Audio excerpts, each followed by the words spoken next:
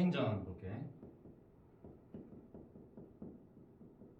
허생전 읽어야 된다. 자, 자습서 있어야 돼. 자습서. 자습서. 1-1단원 할 거야. 허생전 읽으면 돼. 자, 읽을 시간 줄 테니까 지금 빨리 한번 읽어보자.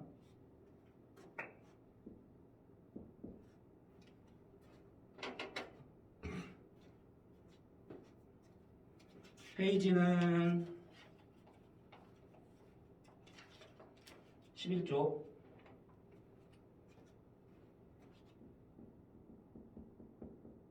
11쪽부터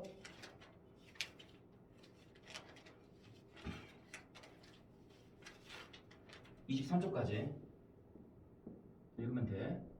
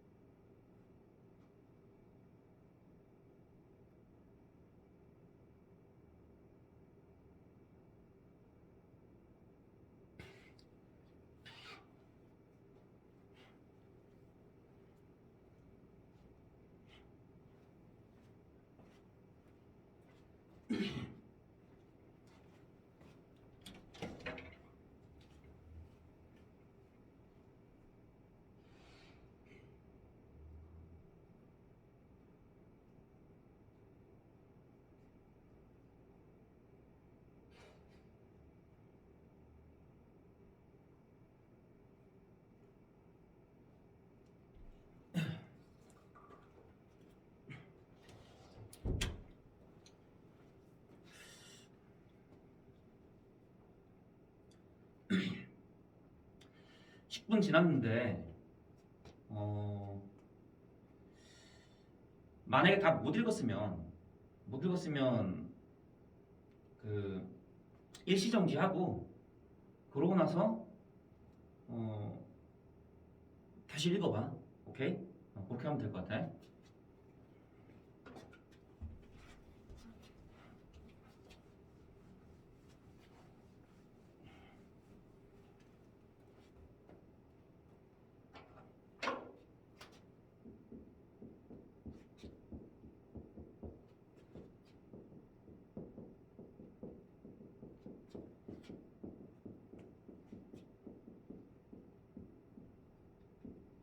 요거 버튼 알지? 요거 누르고 잠깐 멈췄다가 다 읽고 그리고 시작하면은 수업 시작되면 그때 다시 영상을 재생하도록 하자.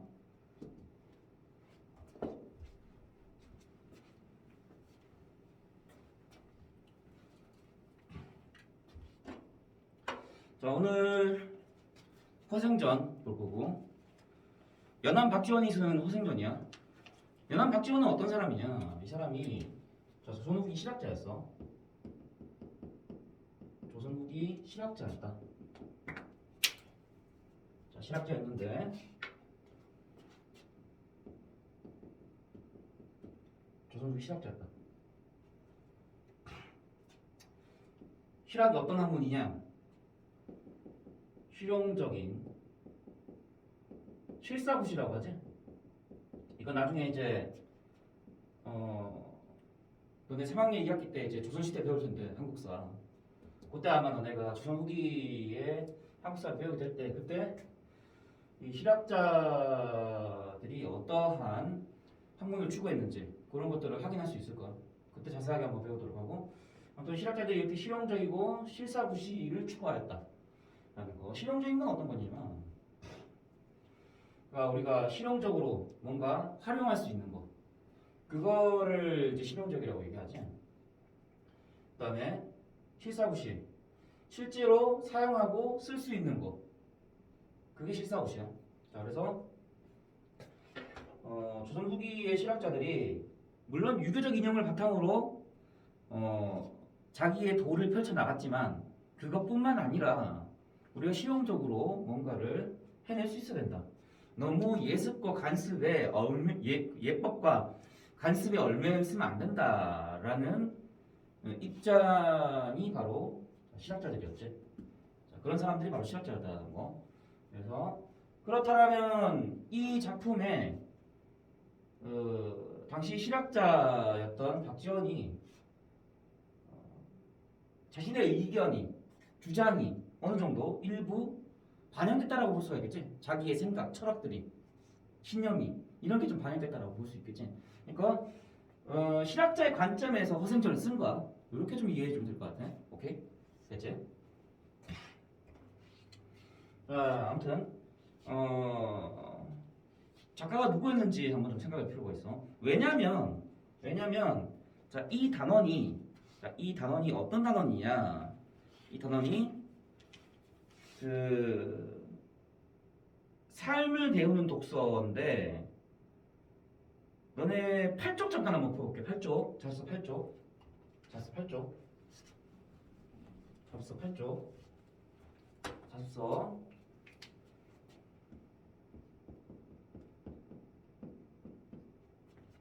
8쪽.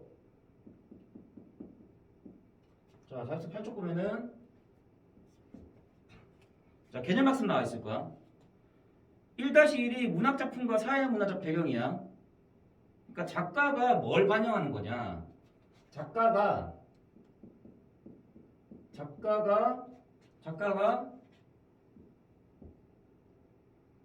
작품을 쓸 때 뭘 반영하냐? 현실을 반영한다라는 거지. 현실을 반영한다라는 거야. 현실을 반영한다라는 건데 어떤 현실이 반영되는 걸까? 조선 후기의 사회 현실이 반영되는 거지. 왜? 박지원이라는 사람은 조선 후기의 실학자였으니까. 그렇지? 그래서 조선 후기의 어떤 시대상이 혹은 현실이 반영됐다라고 할 수 있겠지? 이렇게 하는 거. 자, 이렇게 정리를 좀 해주면 되겠다. 자, 이렇게 좀 이해해주면 되겠다. 8쪽 잠깐 볼게. 8쪽. 자, 8쪽. 개념학습 먼저 보고 가자. 거기 첫 번째 보면 문학작품과 사회문화적 배경. 거기 이제 보면 알겠지만 이렇게 나와있네. 자 보면은 어떻게 나와있어? 자 보면 이런 식으로 나와있네. 이렇게 돼가지고 여기 지금 위에는 현실 세계 나와있고 그 다음에 왼쪽에는 작가가 나와있네. 그 다음에 오른쪽에는 문학작품 나와있네. 자 지금 이렇게 돼있지? 자, 그래서 자 작가는 뭐지? 현실 세계를 인식하는 거지.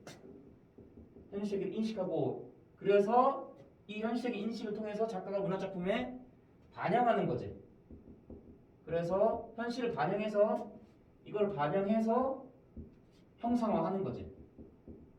어떻게? 뭘로? 작품으로 형상화하는 거지.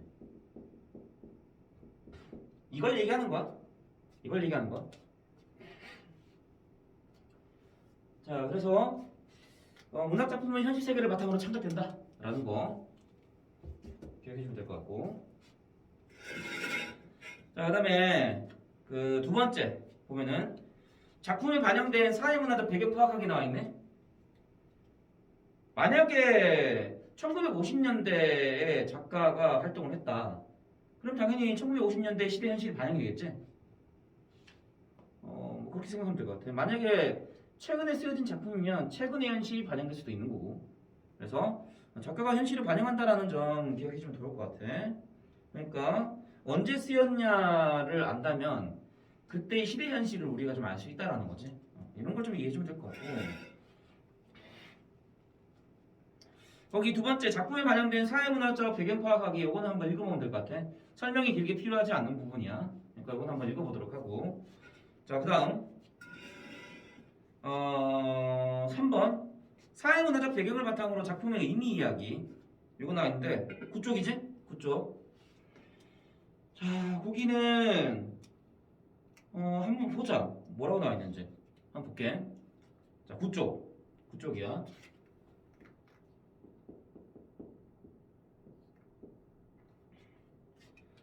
작품에는 당대의 문화적 상황이 반영되어 있음.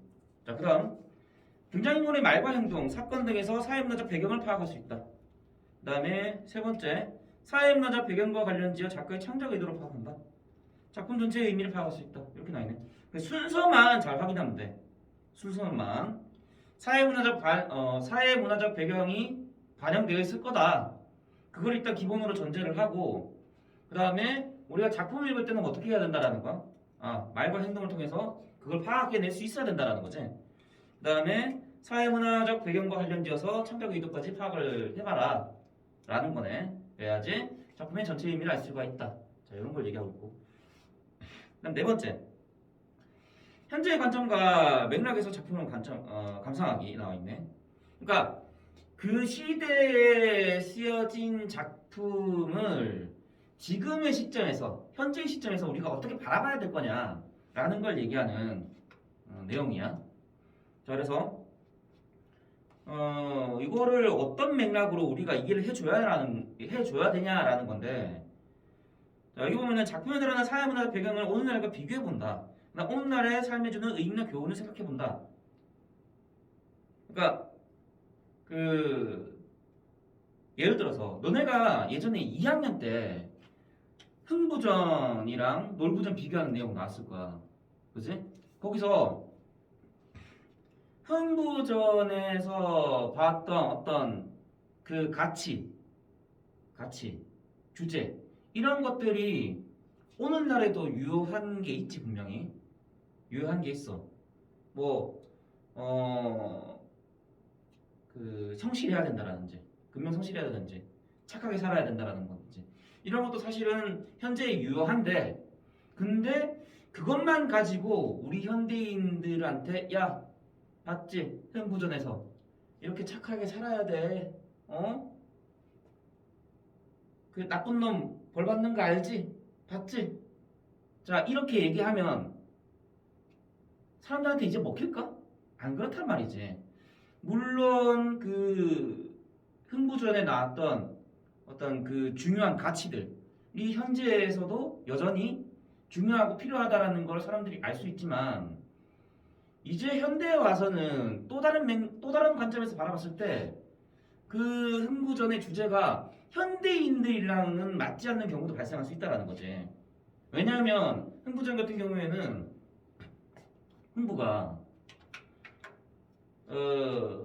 열심히 일을 해도 가난에서 벗어날 수가 없잖아. 그렇지? 가난에서 벗어나지 못하잖아. 그렇지? 이거를 현대인의 관점에서는 어떻게 바라볼 수 있을까? 아무리 열심히 노력해도 그렇지? 부가 가난한 사람들에게는 축적이 되지 않는다.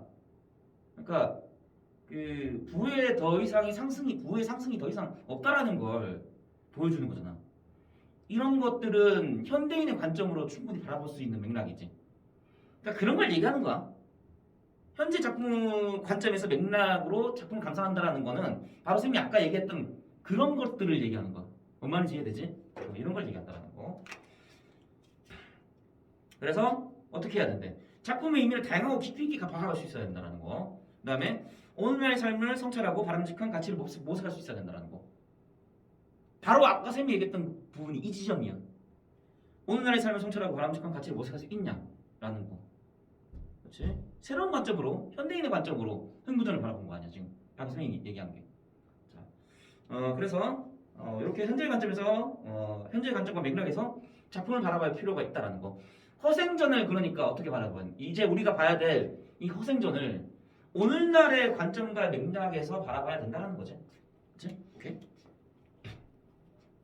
자, 지금 개념학의 문제 나와 있어. 개념학의 문제 나와 있는데 그 개념학의 문제를 지금 한번 풀어보도록 하자. 개념학의 문제. 밑에 정답 나와 있으니까 다 풀고 바로 확인해봐.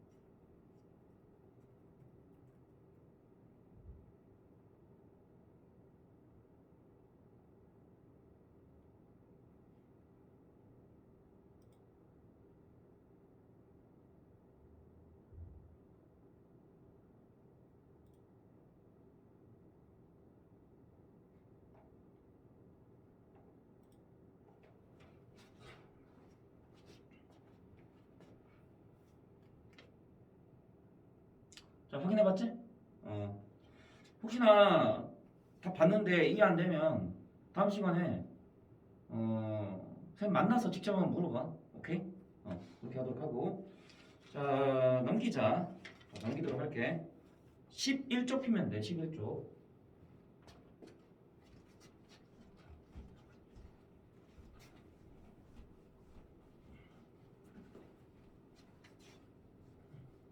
혹시 문제라 못 풀었으면 잠깐 영상 중지하고 확인하고 그러고 넘어가. 오케이? 자, 11쪽 보자.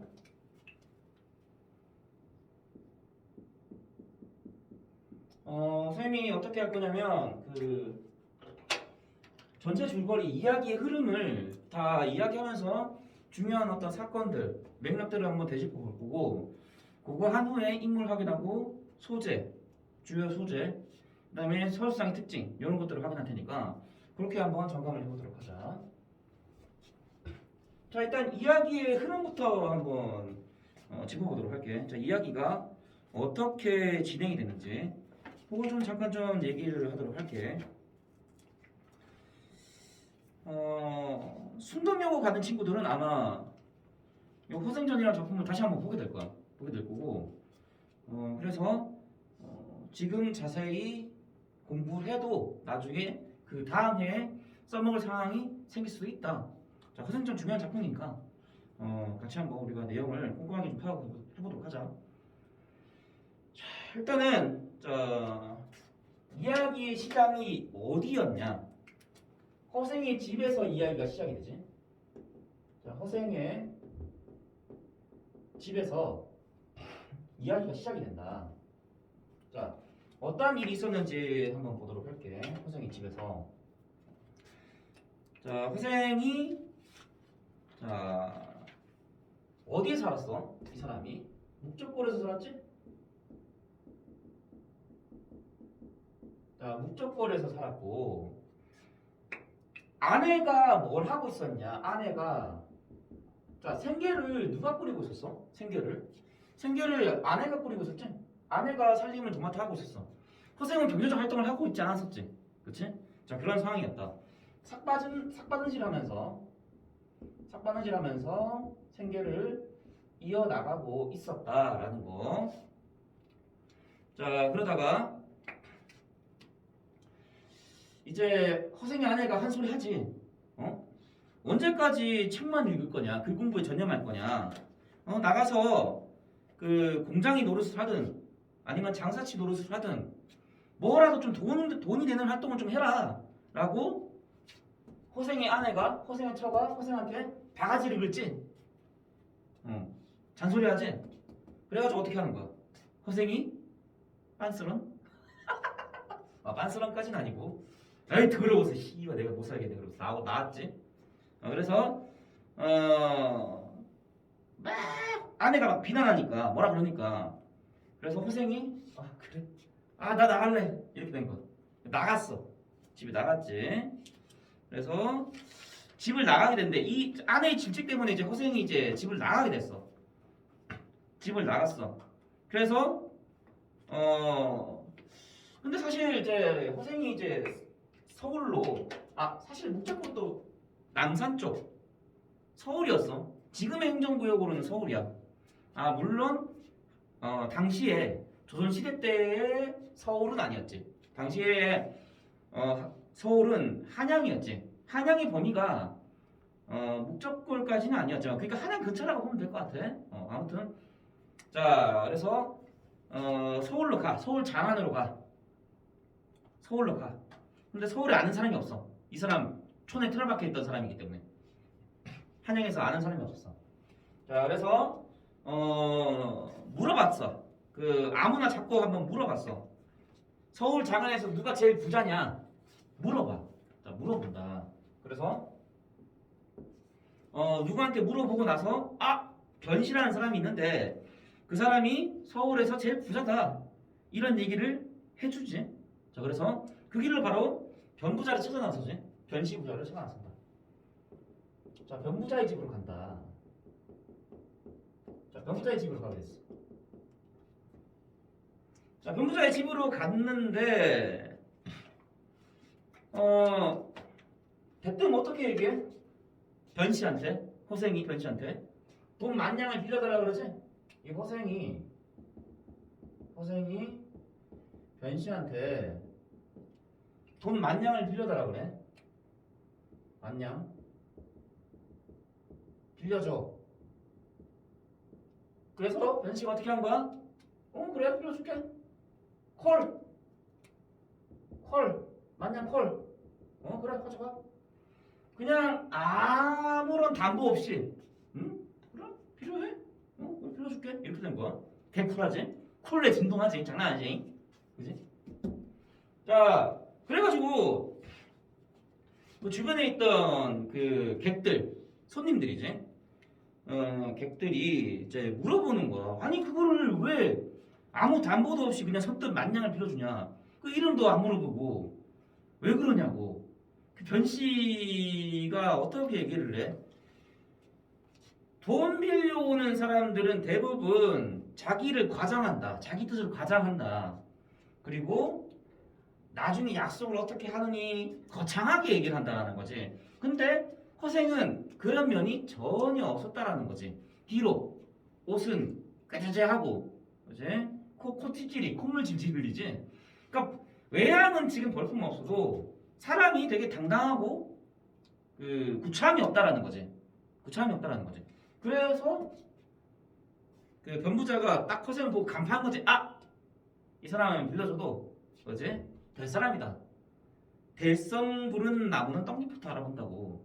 딱 그냥 이 사람은 뭔가 있는 사람이다. 더 판단할 거 없다. 빌려주자. 딱 이렇게 된 거지. 지금으로는 상상할 수 없지. 절대 안 되지. 자 그래서 빌려준 거야. 자 그래서 변부자한테 돈 만냥을 빌리게 됐다라는 거. 허생이 다 뜻이 있어서 만냥을 빌리게 된 거지. 자 만냥을 빌리게 됐고 보니까 허생이 돈을 빌린 이유가 있었어. 이게 보통 큰 뜻이 아니었던 거지. 보통 큰 뜻이 아니었어. 자 그래서 돈 만냥을 빌렸는데 자 이 사람이 뭘 했냐? 일단 어디로 가냐? 안성으로 가지? 안성으로 가.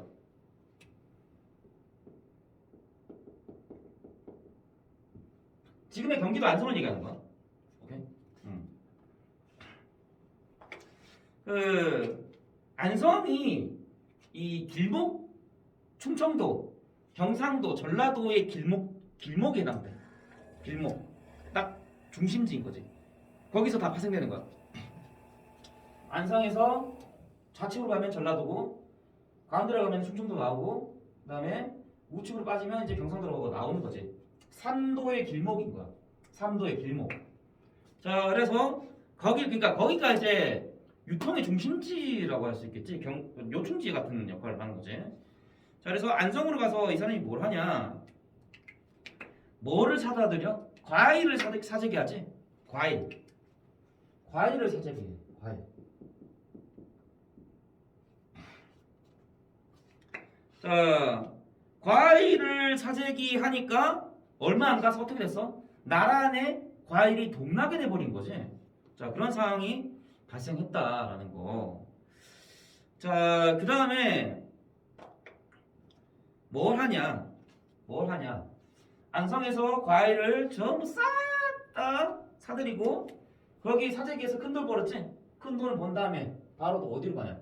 제주도로 가지? 제주도 떠나요 둘이서 제주도 푸른 물빛 알지? 제주도? 자 제주도 가서 뭘 하냐? 말총을 사다 드린다. 말총.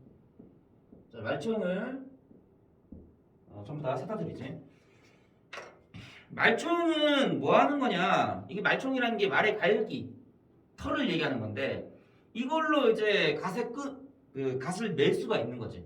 그렇지? 옛날에 선비들 뭐 했어? 사대부들 갓 썼잖아. 그렇지? 갓. 매야 될 거 아니야. 그걸 이제 매는 걸 이제 말총으로 썼던 거야. 오케이? 자, 상투 틀고 뭐 이런 것들.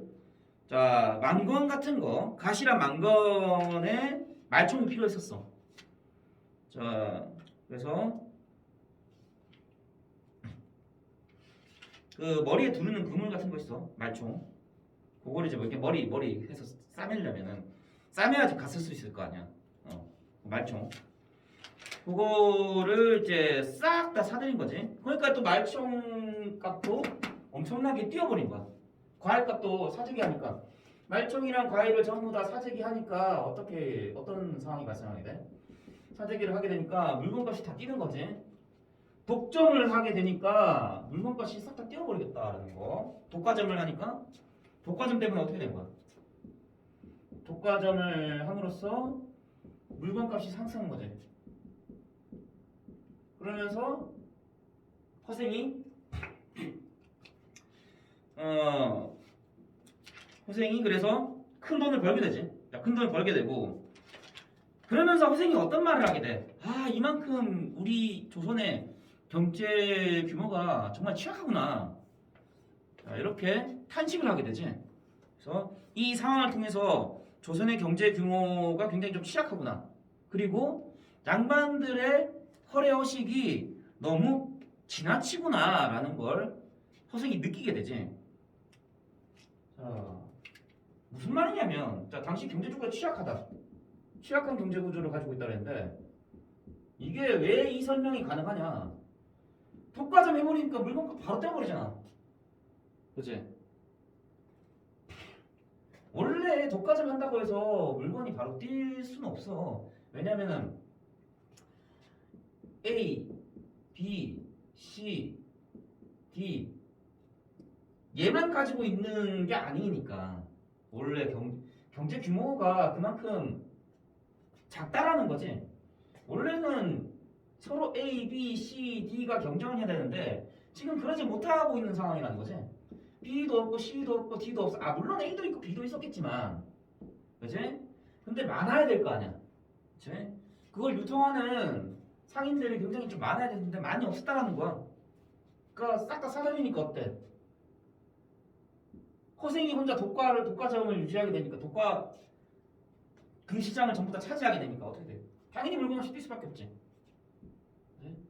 허생이 손에 모든 물건들이 자지우지하게 되는 거니까. 그래서 조선의 경제 규모가 그만큼 좀 취약하다라는 거를 과장해서 사실 보여주는 거야. 사실 말이 안 돼. 이거는 약간 말이 안 돼. 다 독과점 할 수 없어. 근데 그만큼 어떻다라는 거야. 조선의 경제 규모가 굉장히 좀 규모가 작았다, 취약했다라는 걸 보여주려고 하는 거지. 자, 그리고 허례허식에 관해서 얘기를 하고 있는데, 허례허식. 허생이 그 허생전을 통해서 정말 이 사대부들이 허례허식이 심하구나라는 걸 느끼게 되는데 왜 그러냐? 과일가 오르면 안 사면 되잖아. 안 사면 그만이야. 안 먹으면 그만이야. 자, 근데 봐봐. 제사 지내려고 하니까 과일 있어야 돼. 그러니까 어쩔 수 없이 사는 거야. 제사 때문에. 그럴 필요 없잖아. 그리고 말총이고 뭐야? 우리 그 조선시대 그 선비들 또 품위 유지해야 돼. 그치? 갖춰 입어야 되잖아. 그 말총 없으면 그거 안 되는 거지. 그러니까 어쩔 수 없이 또 말총 사는 거야. 허례, 불필요한 예법. 허가 불필요하단 말이야.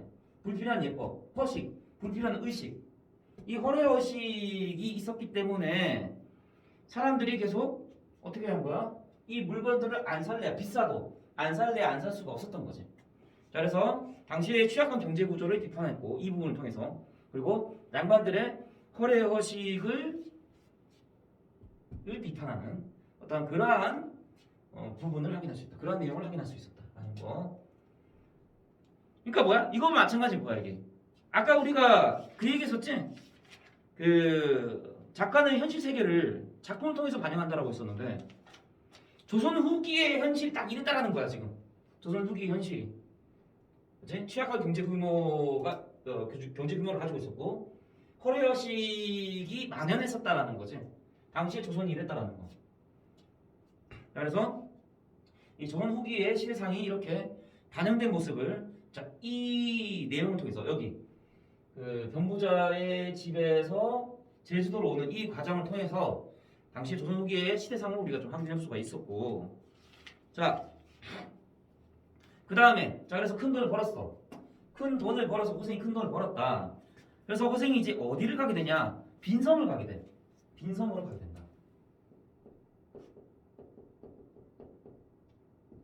자, 빈섬으로 가게 되는데, 자, 호생이 단순히 큰 돈을 벌기 위해서 과일을 사재기 하고 말초를 사재기 한 게 아니었어. 다 이유가 있었어. 돈을 벌어서 이 사람은 나라를 세우려고 했었어. 자, 그래서 빈섬을 알아봤는데 그 지나가다가 영감한테 물어봐. 나이 많은 사람한테 그 바닷가 가서 늙은 뱃사공 붙잡고 한번 물어봤지. 그 근처에 빈섬이 하나 있냐 물어봐. 그래서 그 늙은이가 영감이 대답을 해줘.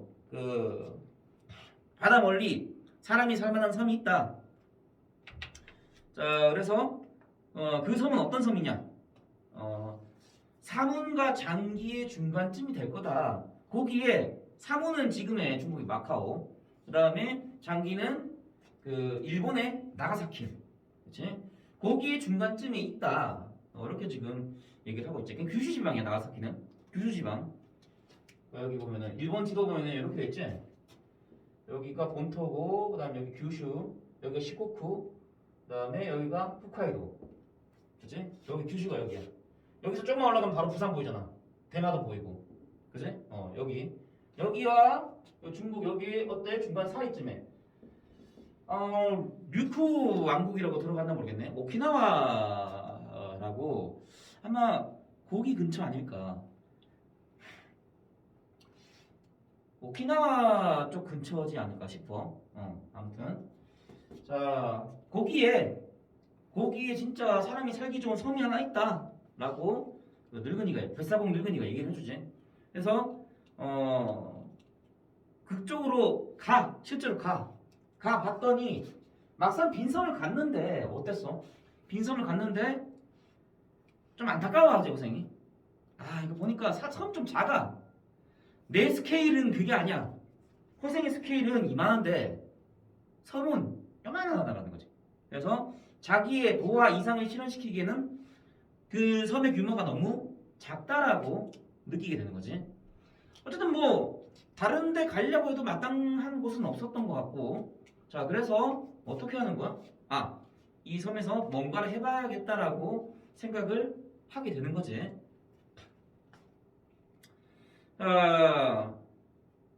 그래서 다시 자 어디로 가게 되냐? 자 빈섬을 가게 됐다가 다시 변산으로 가지. 변산으로 가게 되는데, 그다음 변산.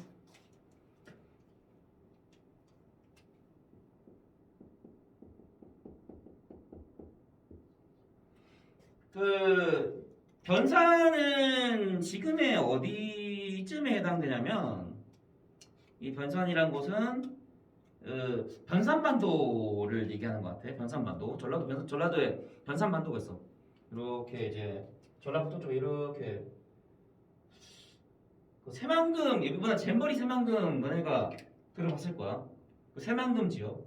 그 변산반도 있어. 군산 쪽에 이렇게 이렇게 있는 데 있어.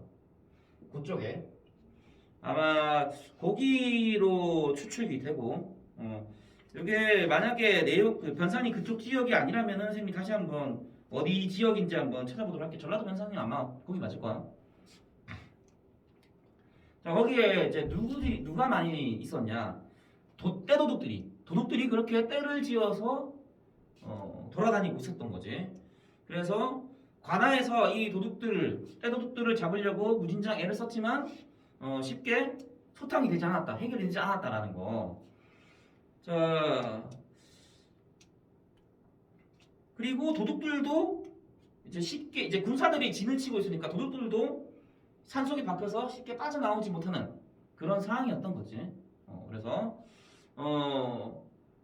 그거를 간파하고 이제 호생이 변산으로 갔다라는 거. 변산으로 가서 도둑의 산채로 직접 찾아가지.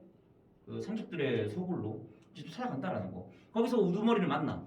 그 우두머리를 만나가지고 얘네들한테 딜을 거는 거야. 딜을 거는 거야. 야, 너네 이러지 말고, 너네 도둑질 그만하고 평민으로 돌아가야지. 너네 여기서 왜 그러고 있냐.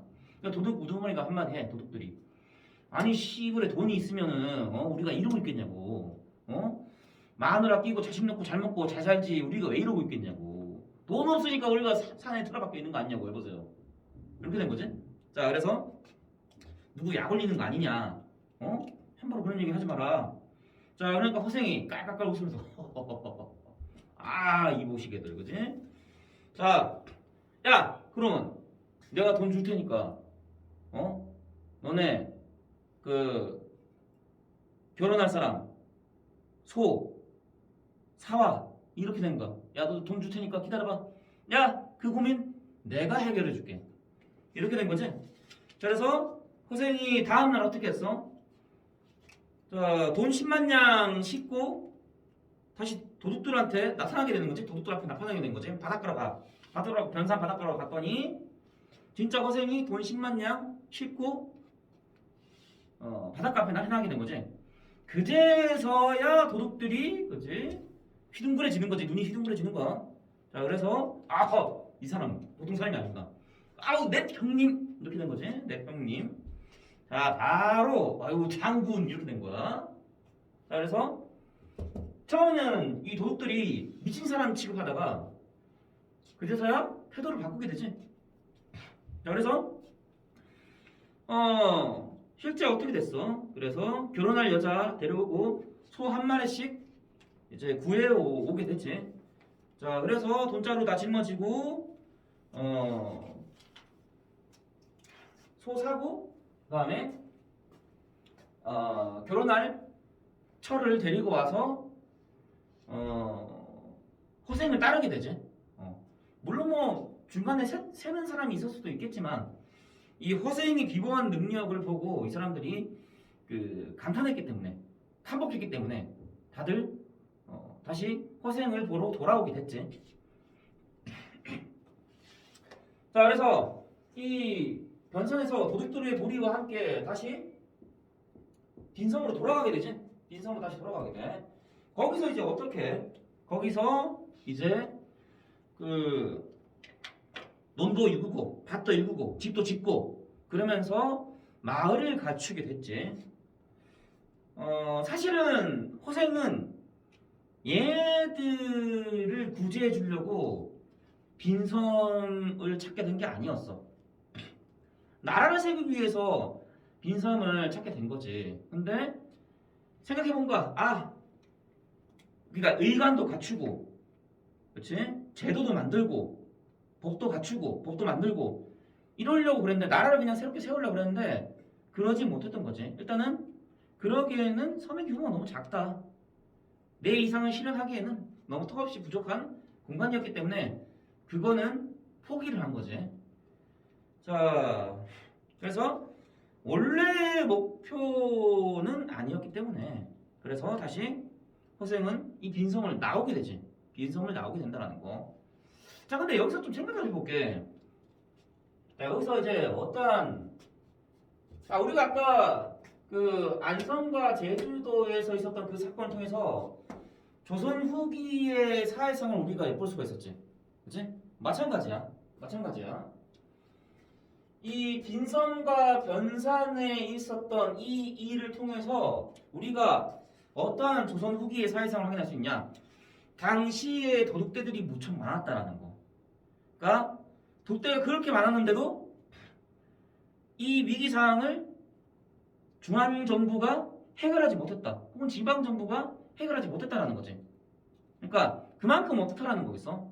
나라의 관리들이 무능했다라는 걸 보여주는 거지. 일단 이거 하나. 그리고 도둑들이 왜 많았겠어?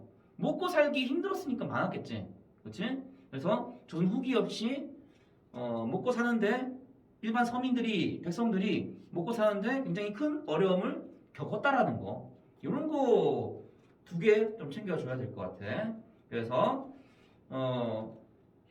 허생이 이 도적들을 구제해주는 이런 비범한 능력을 보여줬으나 동시에 집권층의 무능함도 동시에 보여줬다라는 거지. 이런 걸 연안 박지원이 글쓴이가 비판하려고 했던 거지. 자, 그래서 당시 어떤 조선 후기의 시대상을 확인할 수 있냐? 물론 호생의 비범한 능력은 뭐 더 말할 것도 없고, 그렇지? 말할 것도 없고, 동시에 뭘 확인할 수 있어? 조선 후기의 시대상을 확인할 수 있다. 어떤 거?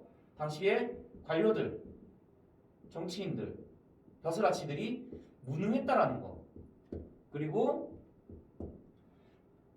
당시 백성들이 도둑들이 될 만큼 먹고 살기 쉽지 않았다. 이런 것들을 우리가 알 수 있는 거지. 자, 그래서 교과서에서는 허생의 비범함, 그 다음에 집권층의 무능함, 요런 것만 설명이 됐는데 한 가지 내용을 더 추가하자면 그 당시에 백성들이 먹고 살기, 백성들의 어떤 경제적으로 안정된 삶을 살지 못했다라는 것도 이 부분에서 확인할 수 있는 거지. 이것도 사회상으로 추가로 나올 수 있는 내용이야.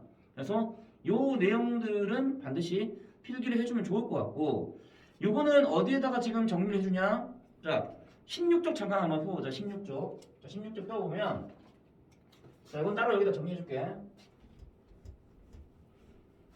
16쪽에, 자, 16쪽에 그 내용 연구 있어. 내용 연구. 자, 16쪽에 저기 내용 연구. 이쪽에 내용 연구. 여기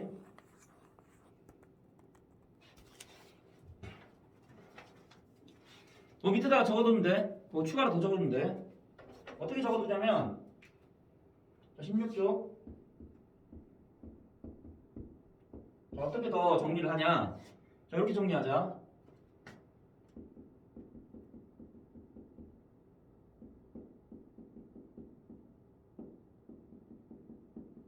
백성이 경제적으로 안정되지 못함. 자, 이렇게 필기하면 될 것 같아. 요것만 추가로 적어주면 돼.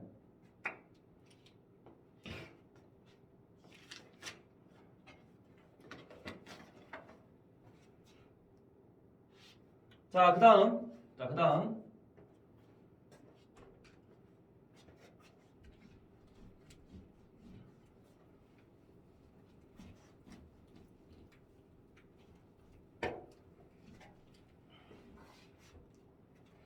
자, 빈상 갔다. 그 다음에, 자, 다시 어떻게, 어디로 가게 돼? 자, 돈 벌었으니까 돈 갚아야지. 그렇지? 돈 갚아야지. 자, 그래서 다시 이제 변씨의 집으로 이제 돌아오게 되지. 자, 변씨의 집으로 돌아오게 된다. 자, 변씨의 집으로 자, 돌아오게 되는데, 이유가 간단하지? 그 전에 좀 얘기할 게 하나 있는데, 그 허생이 그냥 빈섬을 떠나지 않았어. 그냥 빈섬을 떠나는 게 아니라, 빈섬을 떠날 때 어떻게 떠났냐라는 게 굉장히 좀 중요한데, 그냥 떠난 게 아니라 가기 전에 자기가 타고 온 배만 남겨두고 나머지 배를 다 태워버렸어. 배 태웠어. 그러면 거기 빈섬에 있는 사람들은 어떻게 이동하냐고? 뭐 배 한 척 정도는 남겨뒀겠지. 그래서 자기가 타고 갈 배만 남겨두고 나머지 배는 다 불을 태웠다. 이유는 뭐였냐? 만약에 외부에 빈섬에 누가 살고 있다라는 걸 누가 알게 된다면 그것도 재앙이 되는 거지. 만약에 그 누가 이제 살게 된 거 알게 돼봐. 그러면은 중앙정부에서 가만히 있겠어? 걔네들 다 세금 거두려고 할 거 아니야. 그지? 그럼 또 어떻게 돼? 얘네들 여기 빈섬에 있는 주민들 먹고 살기 또 힘들어진다고. 그지? 자, 그러니까 외부의 왕래를 애초에 차단하겠다라는 목적이 있었던 거지. 자, 그래서 어떻게 하냐? 배를 다 불태워. 배 불태우고 얘 오기 전에 빈섬으로 떠나기 전에 배 불태우고 그 다음에 뭐 했냐? 두 번째는 그 100만 양을 은 100만 양을 벌었었지. 은 100만 양을 벌었는데 50만 양은 바닷속에 던져버려. 미친 거지. 지금 시대로 얘기하자면 그 로또 1,000억을 벌었는데, 그지? 500억은 바다에 버렸다라는 거랑 똑같은 거지. 자, 그만큼 큰 돈을 바닷속에 버렸다라는 거고. 자, 50만 냥, 은 50만 냥 바다에 버려. 그치? 바다에 투척. 그 다음에 글 아는 사람들은 다시 자기랑 같이 동행을 해. 글 아는 사람은 태우고 와. 글 아는 사람, 응? 허생과 같이 동행하게 됐다라는 거. 이유가 뭐냐? 글 아는 사람들, 이 사람들, 그 소위 요즘으로 따지면 지식인들이지. 얘네들이 글을 아는 인간들이 또 걔네들을 자기가 조금 더 안다라는 명목하에 그들을 지배할 수 있다라고 판단했기 때문에 허생이 빈성으로 나올 때 얘네들도 데려놨어. 먹물들, 쉽게 얘기해서 먹물들. 그걸 좀 배웠다는 인간들. 그치? 걔네들은 다시 데려왔지. 마찬가지야. 얘네들도 나중에 이 섬에서 계속 거주하다 보면은 이것도 얘네들도 재앙이 될 수 있다라고 판단한 거지. 자, 그래서 인간이 지켜야 할 덕목 외의 어떤 지식들, 학문들 이런 것들이 나중에 재앙의 근원이 될 수 있다라고 허생이 판단한 거야. 자, 그래서 허생이 빈섬 나올 때 그를 아는 사람들도 함께 데려갔다라는 거. 그래서 허생이 빈섬 나올 때 어떤 행동했는지 잘 파악할 수 있어야 된다. 오케이? 기본적으로 허생은 그랬던 것 같아. 돈이 재앙이 될 수 있다고 생각했고, 그다음에 글을 아는 것들, 특히 기본적인 어떤 학문 외에, 기본적인 덕목 외에 나머지 것들은 어떤 재앙이 될 수 있다라고 허생은 생각을 했다라는 거. 자, 아무튼 이러저러한 이유로 허생이 이러한 세 가지 행동을 하게 됐고, 자, 그래서 이제 변씨의 집으로 가게 됐다. 허생이 사재기로 큰 돈을 벌었었지. 그래서 허생이 도둑들을 빈섬으로 데려가서 새로운 사회를 또 건설을 했다. 물론 국가적 건설은 아니었지. 국가를 건설한 거라고 보긴 좀 어렵고.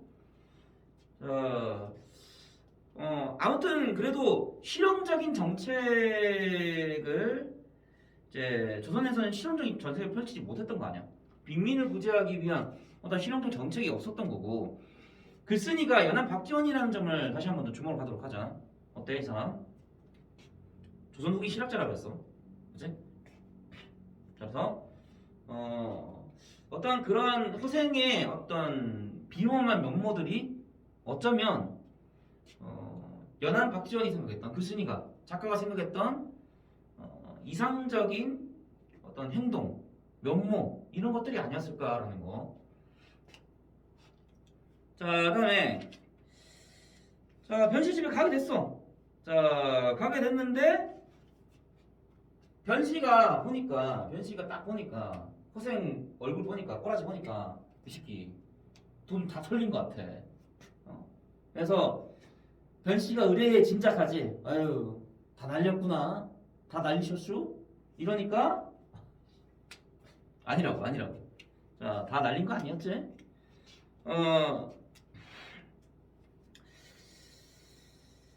재물 때문에 얼굴빛이 달라졌다라고 하는 거는 너네들 장사치들이나 그렇게 판단하는 거고, 그 돈 만냥이 나의 도를 살찔 수 있냐? 아니다. 절대 그렇지 않다. 그러니까 허생 기본적으로 돈 앞에서 조용한 사람인 거지. 돈에 애초에 관심이 있었다면은, 그지? 돈에 애초에 관심이 있었다면 이렇게 돈 버리지도 않았을 거야. 그지? 돈 50만 냥 하다 버릴 이유가 없지. 애초에 돈 버는 데 관심 있는 사람이었다면, 돈이 목적이었다면. 자, 그래서 10만 냥을 그러니까 10배에 해당되는 돈으로 변씨 부자에게 빌렸던 돈을 10만 냥 10배로 갚게 되지. 10만 냥 줘서 갚게 돼. 그러니까 변부자가 아이고 왜 그러시냐고. 아이고, 나는 그 만냥에 빌렸던 그 이자만 더 받으면 된다고. 만냥에 해당되는 그 이자만 더 받으면 된다. 그러니까 거기서 또 어떻게 돼? 허생이 불쭉불쭉 뛰지. 그치? 이 새끼 나를 뭐로 보냐고. 장사치고 보는 거 아니냐고. 나를 뭘로 보기 이 사람 여보세요. 그래서 막 명답을 주지. 자, 그래서 변부자가 아유 왜 그러시냐고. 나 이렇게 이런 나쁜 놈 아니다. 그냥 나는 만냥에 해당되는 이자만 더 받으면 된다. 왜 그러냐고. 그럼에도 불구하고 허생은 끝내 거절하지. 됐어. 됐고 나 장사치 아니니까 야 10만 년 받아. 나 빌린 거 이상으로 갚을 거야. 끝. 야 더 이상 얘기하지 마. 이렇게 된 거지. 자, 그래도 변부자가 좀 그렇잖아. 사람이. 그래도 양심 있는 사람이야. 자, 그래서 계속 허생의 뒤를 봐주게 돼. 자꾸 이제 허생한테 붙어가지고 아유 그러지 마시고. 그러니까 이제 살살 또 이렇게 녹아들게 얘기하니까, 그러니까 허생도 어떻게 돼? 마음을 좀 풀지. 마음을 좀 풀어. 마음을 풀어서 그러면 그래 오케이 됐고 우리 집에 쌀 떨어지거나 뭐 옷 떨어지고 이러면은 그때 조금씩 좀 버텨줘. 오케이? 오케이 됐다고. 오케이 그럼 그거면 충분하다고. 그래서 이제 허생과 변부자가 서로 교류가 지속적으로 이어지게 된 거지. 그것 때문에 그 일로 있어서 그 일부로 계속 이렇게 지속적으로 교류가 이어져 오고 있었다.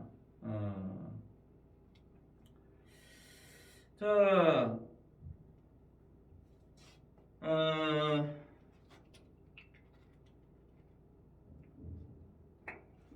그리고 허생이 이제 다시 어떻게 된 거야? 집으로 이제 허생이 집으로 돌아오게 했는데, 아까도 얘기했지만 허생은 돈을 어떻게 바라보는가? 재앙의 원인으로 보고 있었어. 변씨가 허생한테 자꾸 돈을 대주려고 하니까 왜 그 재앙의 근원을 나한테 짊어지게 하려고 만드냐? 그러면 안 된다. 왜 재앙을 나한테 떠넘기려고 하는 거냐? 난 됐다. 이런 식으로 반응하지. 그래서 그 빈섬에서 변씨의 집으로 올 때도 허생의 어떤 돈에 대한 관점, 그리고 변씨가 허생한테 돈을 주려고 할 때도 그 허생이 돈을 어떻게 바라봐야 되는지에 대한 관점, 이런 것들이 잘 드러나 있지. 허생이 돈을 어떻게 생각하는지 이런 것들도 우리가 좀 중요하게 챙겨봐야 될 요소다, 부분이다라는 거. 자, 아무튼 이제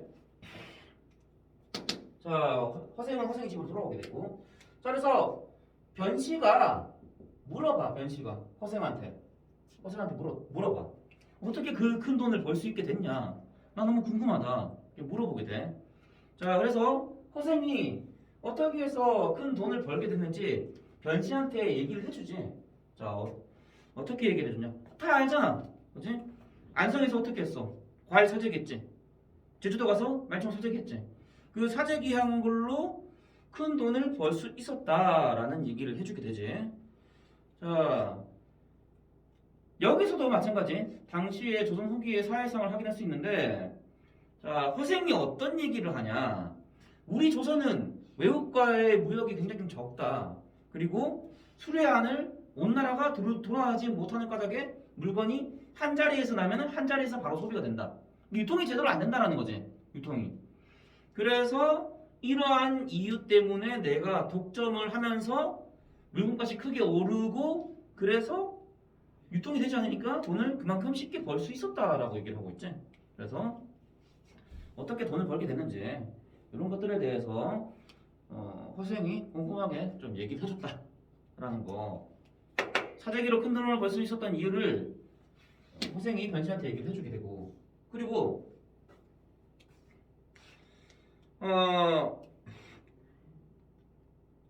여기서 허생의 어떤 사재기에 대한 관점이 드러나는데, 여기서 이제 허생이 집에서 허생이 변부자한테 자기가 왜 큰 돈을 벌 수 있는지에 대해서 얘기를 했는데, 그것만 얘기한 게 아니라 사재기라는 것 자체에 대해서도 사실 허생이 부정적으로 바라보고 있었어. 물론 본인 스스로 사재기 때문에 큰 돈을 벌 수 있게 됐지만 그 사재기 자체를 좋게 보지는 않았었어. 부정적으로 바라보고 있었어. 백성들을 괴롭히는 방법으로 봤던 거지 이 사람은. 그치? 나란 일을 하는 사람이 이 일을 하게 된다면 반드시 나라가 망하게 될 거다라고 보는 게 허생이 바라본 사재기였던 거지. 자, 그래서 허생이 변시한테 자기가 어떻게 큰 걸 벌 수 있는지에 대해서 얘기를 해줬어. 그리고 또 허생이 변시가 또 물어봐. 변시가 또 물어보는데 어떤 걸 물어보냐? 아니, 내가 근데 생각해보니까 내가 마냥 빌려줄 줄 당신이 어떻게 알고 나한테 왔냐? 이렇게 얘기하니까 그거는 하늘의 뜻 아니겠냐고. 그걸 내가 어떻게 하냐고. 그지? 그러면서 어떤 허생의 어떤 운명론적 세계관도 엿볼 수가 있었지. 이런 것도 엿볼 수가 있었다. 자, 아무튼 이 일로에서 이 변씨가 허생을 보면서 감탄하고 탐복하게 되지. 야, 이 사람 진짜 보통 사람 아니구나. 대단한 사람이다. 인재다. 이렇게 생각한 거야. 응? 야, 쩐다. 이 사람은 진짜 나라에 필요한 사람이야. 대단한 사람이야. 이렇게 변씨가 느꼈던 거지. 자, 그래서 어떻게 하냐? 가만히 있을 수가 없었던 거지. 자, 그래서 누구를 소개시켜 주려고 했냐? 당시에 최고 권력자였던 이완대장을 변씨가 소개시켜주고 싶었던 거야. 자, 그래서 허생의 집에 누구를 초대하게 되냐? 변씨 부자가 허생의 집에 이완대장을 데려오게 되지. 그치? 자, 이완대장을 데려오게 됐는데, 근데 허생이 문전박대를 해. 안 들여보내줘. 자, 그러다가 계속 이제 문전박대 하다가 밖에 계속 세웠던 거지. 손님이 왔는데 안으로 안 들여보낸 거야. 손님 오면은 안으로 맞이해서 그지? 뭐 대접할 거 대접해주고 이렇게 해야 되는데 허생이 그러지 않았던 거야. 그러니까 애초부터 허생은 어떠한 감정을 가지고 있었냐? 4대부들, 특히 집권자들, 집권층들, 그 집권층들, 4대부들에 대한 반감이 컸던 거지. 왜? 백성을 위한 정치를 하지 않았기 때문에. 애초에 반감이 있었던 사람이야. 지배층들에 대한, 집권층들에 대한 반감이 있었던 거지. 자, 그래서 문전박대를 하게 된 거야. 자, 그러다가 이제 변부자가 이제 또 계속 얘기하니까 가스라이팅 아니 가스라이팅. 하면서 좀 그러지 마시고 하니까 그제서야 이제 허생이 한숨 쉬면서 그러면 그래 뭐 들어와 해봐. 그래 들어오게 되지. 그래서 이제 그 이완대장이랑 변부자랑 변시부자랑 허생이 이제 만나게 되는데 일단은 허생은 술꾼이었나 봐. 돈은 안 좋아하는데 요거는 좀 굉장히 좀 좋아하는 그런 인물이었던 것 같아. 그래서 야 됐고 술부터 내놔 이렇게 된 거야. 그치? 야, 술 가져왔냐? 내놔. 술부터 내놔봐. 자, 그래서 술 마시면서 좀 밤이 깊어졌지. 자, 그러면서 이제 이윽고 이제 이완대장이 그 허생한테 얘기를 꺼내. 부국강병을 위한 대책을 나한테 좀 제시해달라. 이완대장이 나한테 좀 제시해달라. 이렇게 얘기해. 그래서 허생이 3가지 계책, 요거를 그 삼시책이라고 하는데, 삼책이라고 하는데, 요거를 나한테 좀 제시를 해달라. 그래서 허생이 이완대장한테 3가지 계책, 3가지 삼책을 알려주게 된다. 그 중에 하나가 바로 뭐였어? 그 중에 하나가 뭐였냐? 첫 번째, 그 훌륭한 인재를 추천할 테니 임금한테 가서 상고초를 해라. 너네가 임금이 직접 인재들을 찾아서 등용을 해라 라고 얘기를 하니까 뭐라고 얘기해? 그건 좀 이한대장이 그건 좀 아니 임금님 체면이 있지. 임금님 이거 직접 가가지고 이제 허리 숙이면서 부탁 좀 드립니다 되냐고. 임금님 체면에 절대 안 된다고. 우리 전하께서 감히 어떻게 그럴 수가 있냐고. 그러면서 거절을 하지. 자, 이렇게 세 가지 계책을 얘기한 첫 번째, 인재를 등용해라. 적극적으로 인재를 등용해라. 근데 임금의 체면을 핑계로 거절을 하지. 거절을 하지. 그래서 호생이 다음 계책을 얘기해. 자, 야, 명나라 후손들, 지금 집도 없고 절도 없고 한데, 걔네들 좀 대접을 좀 해줘. 너네들이 지금 명나라의 의리를 지키고 청나라를 조질려고 너네가 하는 입장인데, 청나라랑 한번 붙으려고 지금 너네가 계획하고 있는데, 북벌을 너네가 좀 준비하고 있는 것 같은데, 그지?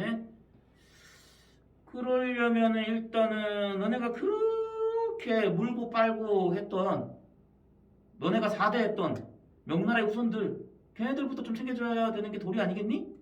이렇게 얘기를 하지. 그러니까 어떻게 또 얘기해? 그 집도 절도 없는 그 떨거지들, 거지 새끼들. 우리가 어떻게 그걸 걷어줄 수가 있냐고. 안 된다고. 우리도 4대부 체면해. 그렇다고. 그지? 어처구니가 없는 거지. 아니, 그렇게 명나라를, 그지?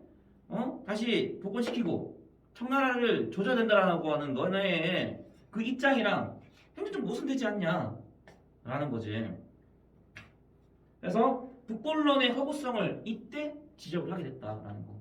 그러니까 그러니까 북쪽을 정벌 하자라는 건데, 그러니까 한반도에서 북쪽으로 가자라는 거는 청나라를 치겠다라는 거잖아. 그지? 그 북벌에 대한 허구성을 지적하는 거지. 그 명나라를 명분으로 내세우면서 청나라를 치러 가자라는 너네들이 정작 명나라의 후손은 대접해주지도 않으면서, 그지? 청나라를 계속 치려고 하는 게 이게 말이 되냐? 이거를 이제 호생이 얘기해주고 싶었던 거야. 자, 명나라 후손들 우대해달라 그러니까, 그건 좀 우리 4대부 체면에서 어찌 걔네 그 집도 줄도 없는 그 떨거지들 우리가 어떻게 받아줄 수 있냐고. 어렵다.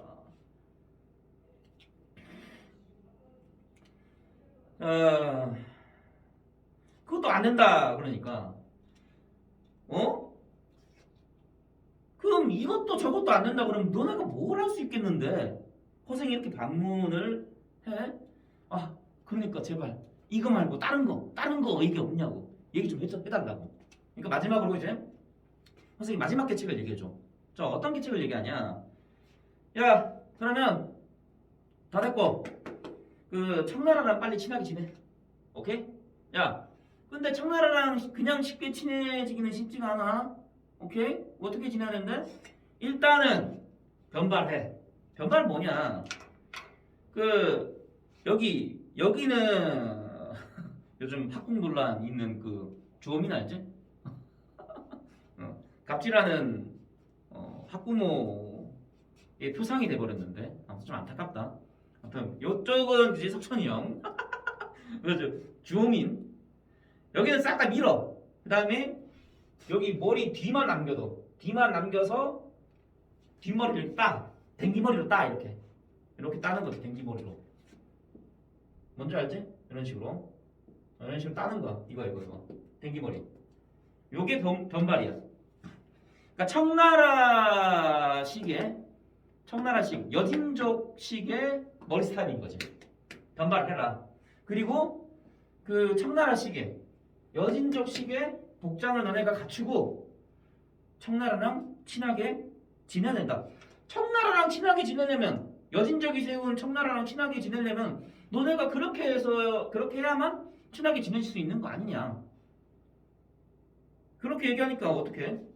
그 4대부 체면에 어떻게 그걸 할 수 있냐고. 안 된다고. 그게 가능하겠냐고. 그 4대부들한테, 양반들한테 그 자기 자식들 변발하고, 그지? 떼돈 복장 입으라고 하면 그거 있겠냐고. 이러니까 이완대장이 졸라 그때부터 완전 킹받지. 개킹받지. 이것도 안 돼, 저것도 안 돼. 변발이랑 호복 4대부들의 예법에 어긋나. 뭐 할 수 있는 게 아무것도 없어. 임금이 신하한테 몸을 낮출 수도 없어. 그렇지? 그 종실들이랑 그 권위 있는 그 귀족들, 양반들, 자기 기득권 안 버릴 거야. 명나라 자제들이랑 그 떨거지 거지들이랑 결혼 못해. 안 돼. 걔네들이랑 같이 어울릴 수도 없어. 그렇다고 변발 호복도 안 돼. 뭐 아무것도 안 되는 거야. 자, 허생과 이완 대장의 입장 차이만 계속 드러나게 됐지. 자, 그래서 이걸 통해서 우리가 좀 뭘 확인할 수 있냐? 아, 허생이 굉장히 실리와 실용을 중시하는구나 라는 걸 확인할 수 있고, 반면에 이완 대장은 명분, 체면 이런 걸 중시하는구나 라는 걸 엿볼 수가 있었지. 그러니까 이 부분에서도 우리가 뭘 확인할 수 있는 거야? 아, 작가의 글쓴이의 연암 박지원의 어떤 그 생각이 이 부분에서도 담겨 있구나라는 걸 우리가 좀 느낄 수가 있지. 그치? 자, 그렇다는 거 좀 확인할 수가 있고. 자, 그렇게 얘기를 하니까 허생이 대가를 날리지. 이것도 안 돼, 저것도 안 돼. 도대체 4대고라는 새끼들이 뭐 하는 작가들이냐? 뭐 하는 새끼들이냐 도대체? 이것도 안 되고 저것도 안 되고. 또, 그러니까 솔직히 그래. 우리 너네들이, 그치? 넌 4대부들이라는 작자들이 변발을 되게 비난하고 힐난하는데, 야, 우리가 상도 트는 거는 뭐 오랑캐 풍속 아니냐? 그 남쪽 오랑캐 풍속 아니었냐? 그게 뭐가 중요하냐라는 거지. 머리 송곳처럼 뾰족하게 묶었고 남쪽 오랑캐 방망이 상투 이건을 무슨 놈의 예법이란 말인가? 그러니까 우리가 흰옷 입고 상투 틀고 이런 것들도 사실 오랑캐 풍속이 지나지 않는다. 근데 너네들이 오랑캐 왈가왈가할 게 있냐라는 거지. 그래서 허생이 그 칼을 빼들고 이완 대장이 목을 치려고 그랬지. 요즘에 칼부림 장난 아닌데. 아, 칼부림 원좀 봐 이게. 나 씨부려 진짜. 아, 이거 웃으면서 얘기하면 안 되는데. 아무튼 그 이제 칼을 찾아가지고 찔러 죽이려고 그랬었지. 그래가지고 이완 대장 바로 빤스런 하지. 이제 냅다 튀지. 뒤도 안 돌아보고 바로 그냥 도망 나왔다라는 거. 자, 그래서 다음 자, 근데 이완 대장, 우리의 이완 대장 뒤끝 있어. 이 남자 뒤끝 있는 남자. 그래가지고 다시 허생 집에 찾아갔어. 근데 허생이 없었지 집에. 자, 그래서 이런 식으로 미안의 결말로 이야기가 마무리가 되는 어떤 그러한 소설이었다라는 거. 자, 이야기의 흐름이랑 우리가 중요하게 봐야 될 부분은 쌤이 다 설명을 했어. 쌤이 다 설명을 했고,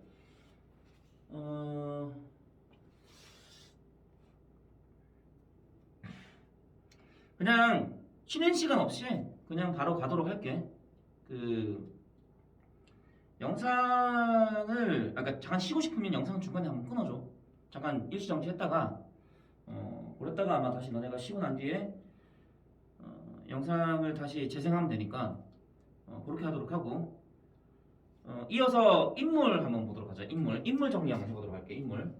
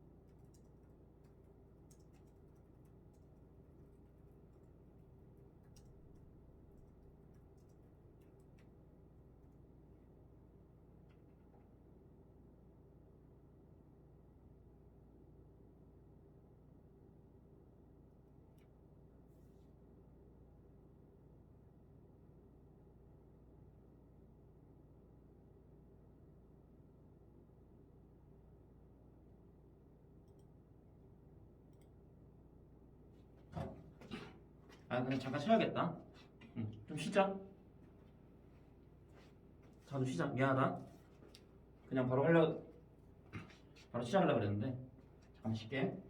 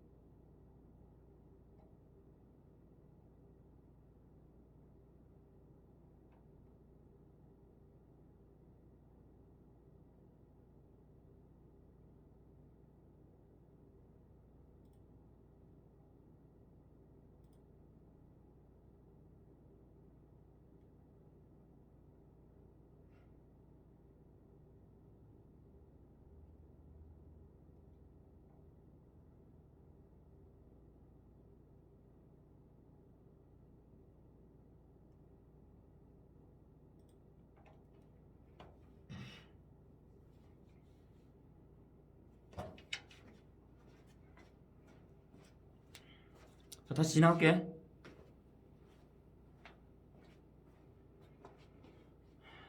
자, 인물 정리할 거야. 인물 정리할 테니까 인물 정리하고 넘어가도록 할게.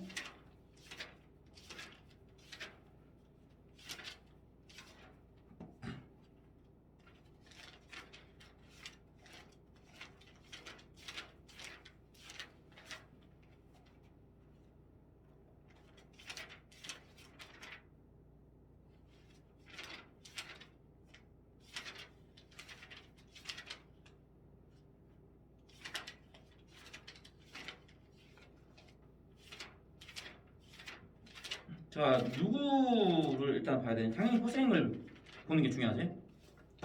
허생을 중심으로 좀 비교하는 게 좀 중요해.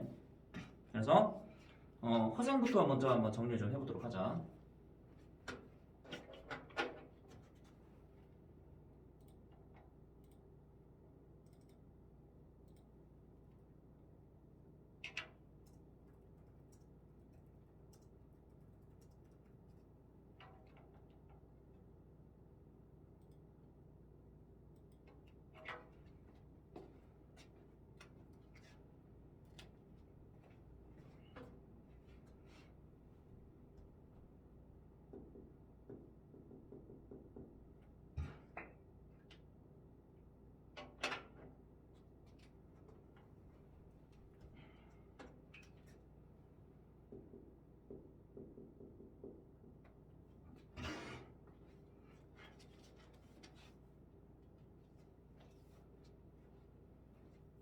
자, 허생은 어떤 사람이었냐? 이 부분.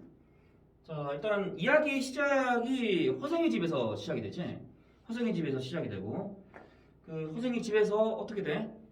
자, 허생이 처랑 허생의 아내랑 이제 실랑이를 벌이게 되지. 어? 언제까지 글만 읽고 있을 거냐? 나가서 돈 좀 벌어라. 이제 경제적 활동을 좀 해라.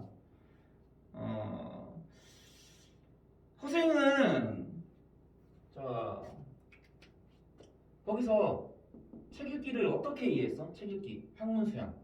책 읽기를 학문수양의 한 방향으로 이해했었지. 학문수양.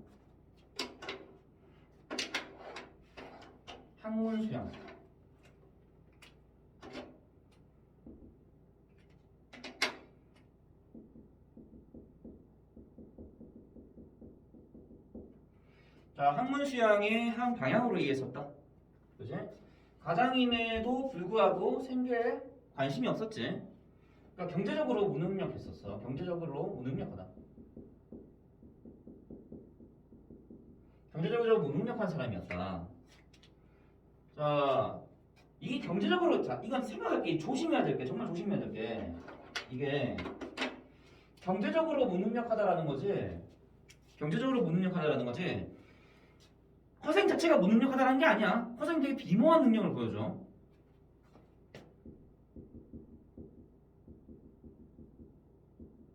허생 자체는 비범한 능력의 소유자다.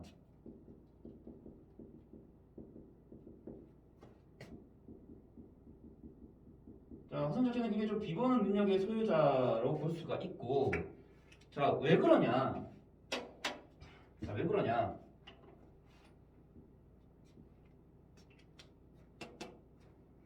뒤에 보면 알겠지? 뒤에 보면 알잖아. 허생이 사재기에서 큰 돈 벌지. 그리고 빈섬 가서 도둑들 다 빈섬을 데리고 가서 거기 도둑들 정착시켜줘. 그치? 그니까 능력적인 그 비범한 능력은 다 보여줬어. 그러니까 여기 한해서 허생이 집을 나오기 전까지는 경제적 활동을 하지 않았기 때문에 경제적으로 무능력하다라는 거지. 그래서 허생 자체가 무능력하다라고 이해를 하면 안 되겠지, 당연히. 이런 건 좀 조심을 해야 되겠고. 자, 그 다음에 자, 그래서 반면에 허생의 아내는 어땠던 거야? 반면에 허생의 아내는 그러지 않았던 거지. 책 읽기를 어떻게 봤어, 이 사람은? 반면에 책 읽기를 뭘로 봤다? 과거 급제로 본 거지. 과거 급제해야지 벼슬살이를 할 수 있는 거고 관리가 될 수가 있는 거고 그 관리가 되면 녹봉이 나올 거 아니야. 쉽게 얘기해서 요즘으로 따지면 월급 나올 거 아니야. 그지? 그래서 굉장히 좀 실용적으로 생계 유지의 수단으로 생각했던 거지. 그래서 생계 유지의 수단으로 생각했다. 생계가 먼저다. 이거지? 생계 유지. 그래서 남편한테 돈을 벌어오도록 요구를 했던 거고. 자, 이러한 상황이었다라고 볼 수가 있다. 그래서 허생은 비실용적이고 관념적이다. 비실용적 그리고 관념적이다라고 볼 수가 있고, 반면에 허생의 아내는 어때? 반대로 생각하면 되지? 실용적이다. 실용적이고, 자, 그 다음에 실리적이다. 이렇게 정리를 해볼 수가 있는 거지. 자, 이러한 상황이다. 그러니까 중요한 건 뭐냐? 그럼 작가의 의식은 어디에 반영이 돼 있냐라는 건데, 이 작가의 의식은 허생의 아내에게 반영이 돼 있는 거지. 그치? 작가의식은 허색의 아내에게 반영이 되어 있는 거다라는 거. 자, 너네 이거는 좀 안 나왔으니까 정리 좀 하도록 하자. 자, 11쪽에 잡서 11쪽 잡서 11쪽에 자, 이거 정리되어 있으니까 요거 보고 여기 11쪽 보면은 자 여기 이쪽에 보면은 여기 허생 얘기 나와 있고 그 다음에 여기 아내 얘기 나와 있지. 여기 밑에다가 작가의식 반영 이렇게 써줘. 쌤 여기 써놨죠 이렇게 연필로 이렇게 작가의식 반영 이렇게 써주면 돼.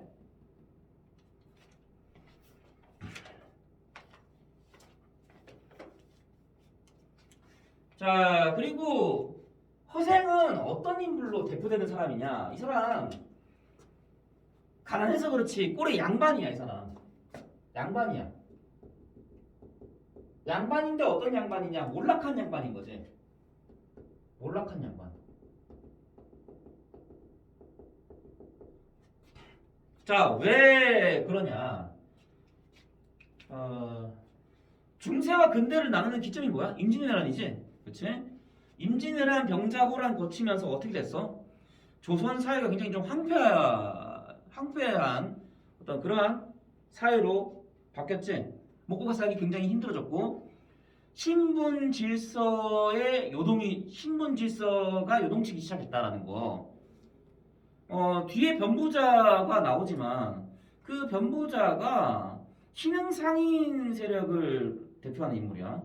그 당시 이제 신분 질서가 동요되기 시작했고 그러면서 돈 많은 사람이 짱짱맨이 되기 시작한 거지.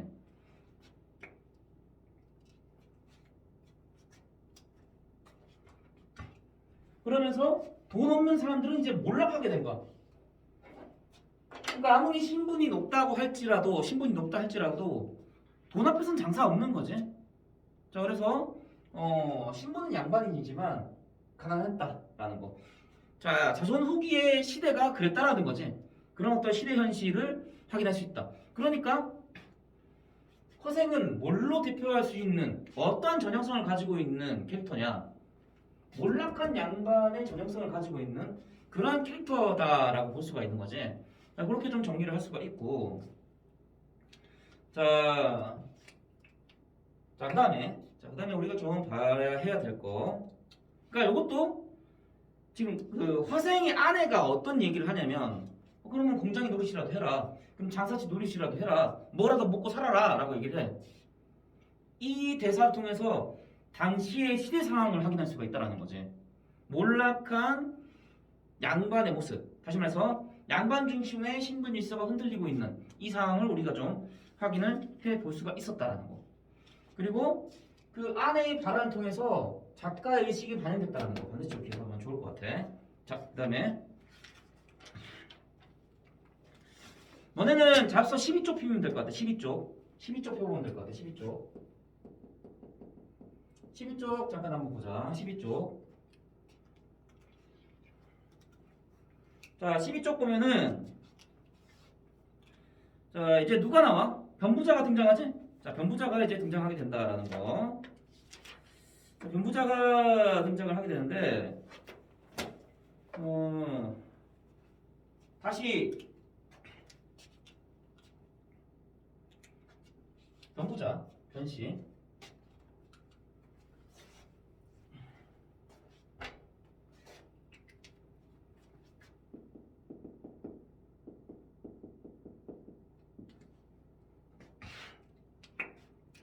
허생은 분명 경제적으로 무능력한 사람이야. 그치? 하지만 되게 당당했지. 당당하다. 변부자 앞에서는 굉장히 당당한 모습을 보여주지. 당당하다. 당당한 모습을 보여줬고, 그 다음에 자신만만하지.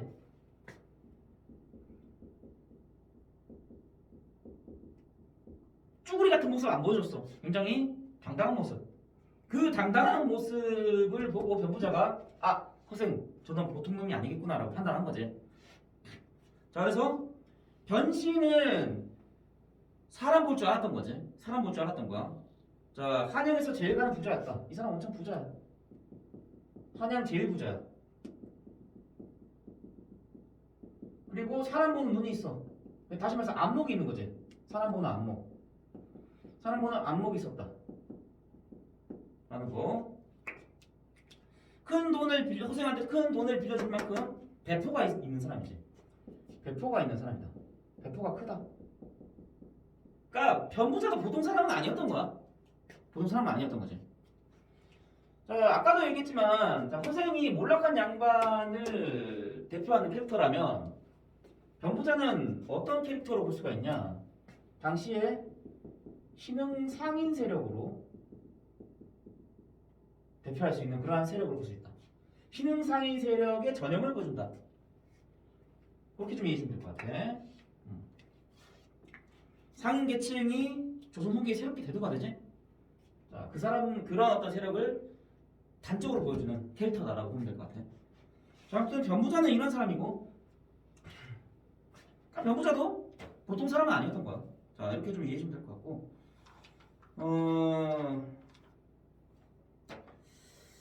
그리고 반면에 거기 있는 변부자와 대비되는 사람들이 있었지.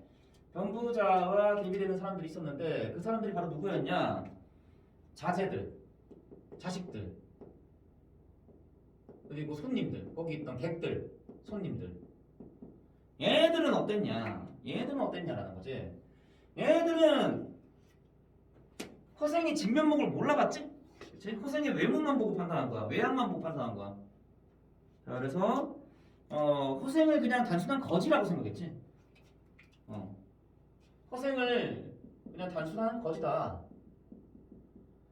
그러니까 뭐만 보고 판단한 거야? 인물의 외양만 보고 사람을 판단한 거지. 자, 이랬다라는 거.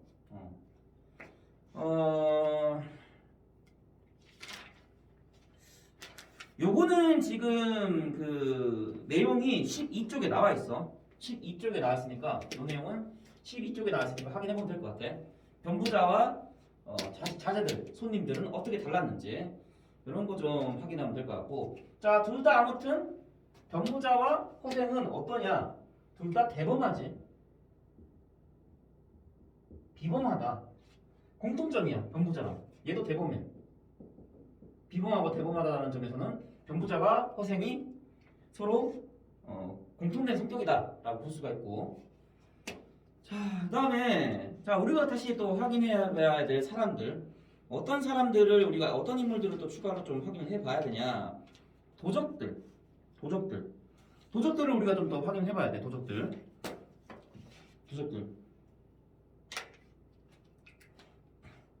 자, 그다음에 도적들. 자, 도적들은 뭐 성격을 확인할 게 아니라 이 사람들이 어떤 인물들이었냐라는 걸 좀 주목해 볼 필요가 있지. 당시에 사회적 맥락으로 봤을 때 이 사람들이 어떠한 사람들이었고 이 사람들이 어떠한 어려움을 겪었는지 뭐 그런 것들을 확인하는 게 좀 중요했다라는 거. 도적들. 자, 도적 문제를 해결함에 있어서도 어때? 허생이 비범하다라는 걸 우리가 알 수가 있지. 나라도 해결하지 못하는 그 도적 문제를 허생이 해결을 해주잖아. 그지? 그런 점에서 굉장히 비범하다라는 걸 확인할 수가 있고, 도적들은 자 어떠한 사람들이냐? 원래 도적이 아니었어. 원래 도적이 아니야.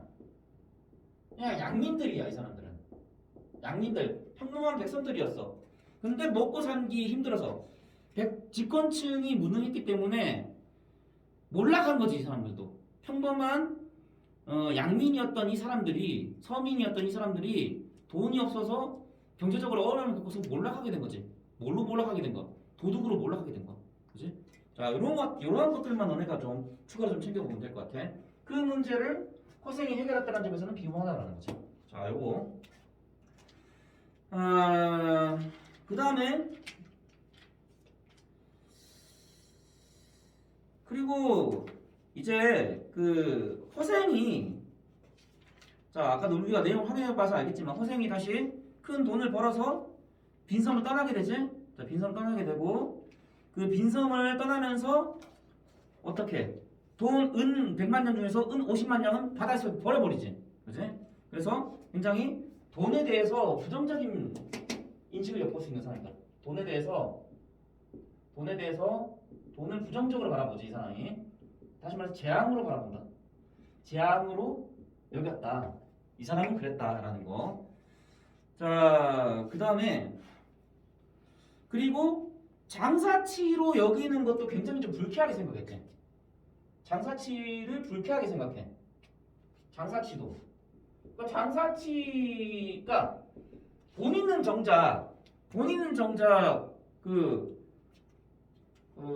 인간의 덕목 외에 다른 학문들은 그지? 좋지 못하다라고 얘기하고 있고 그리고 실사구시 일을 해서 빈민을 구제하기 위한 정책이 필요하다.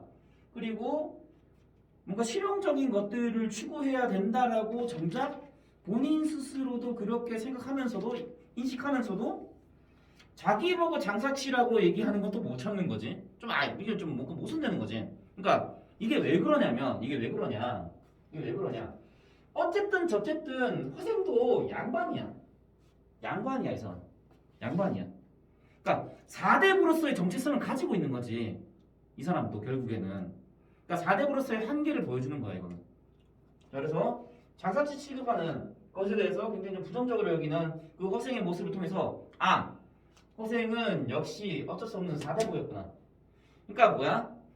4대부의 관점에서 백성들의 실용적인 것들을 바라본 거지. 실용적인 자기의 신념을 4대부의 정체성으로 바라본 거야. 그치? 그러니까 한계가 있는 거지. 일반 백성의 관점으로서 생각한 게 아니야 이게 결국에는. 그치?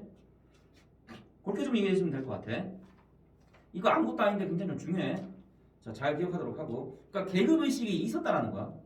4대부로서의 정체성이 있었다라는 거. 자, 이 말인즉슨 4대부로서의 정체성을 가지고 있다. 그 다음에 계급의식이 있었다. 요걸 얘기한다라는 거. 자, 그리고 유교적 가치관을 굉장히 좀 중요시 여겼다라는 거. 이런 걸 좀 기억하면 좋을 것 같아. 덕이 있으면 사람이야 저절로 모이게 마련이지. 이런 얘기도 하잖아. 자, 결국에는 뭐냐? 유교적 가치관을 지키고 있다. 유교적 가치관. 그 다음에 4대부로서의 정체성, 계급의식이 있었다라는 거. 요거는 내용을 너네가 어디다 정리해 주냐면 자 14쪽에 여기 허생의 말에 드러난 가치관 덕을 중시하는 유교적 가치관 진입 거기 밑에다가 너네가 뭐라고 쓰면 양반으로서의 한계를 같이 써주면 좋을 것 같아. 아니면 요걸 쓰자. 자 여기 밑에다가 이 부분 여기다 좀 정리를 할게. 자 정리 좀 하고 넘어가자. 따로 하나 쓸게. 여기다가 자 어떻게 써주냐? 그저 유교적 가치관 밑에 그거는 유교적 가치관 나와있지? 그 밑에다가 뭐라 쓰냐? 4대부로서의 정체성 그 다음에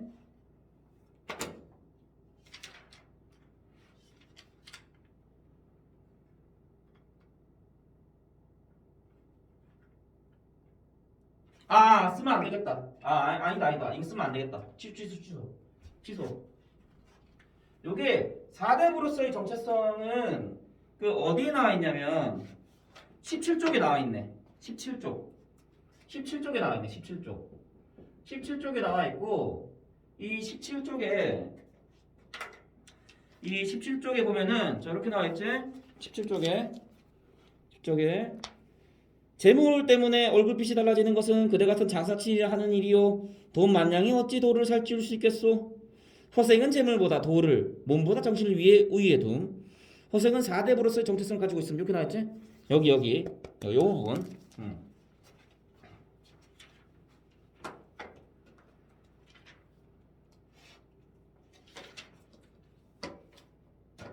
거기에 추가로 뭘 쓰냐?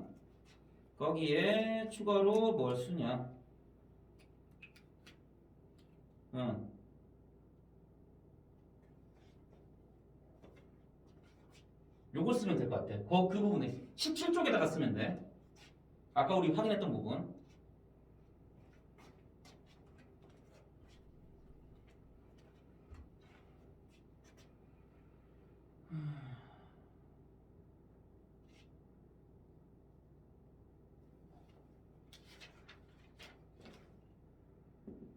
사대부의 한계.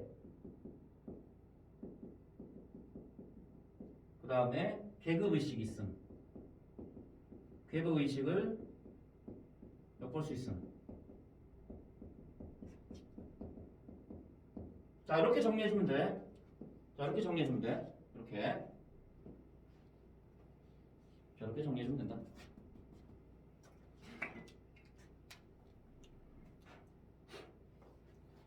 자, 그 다음에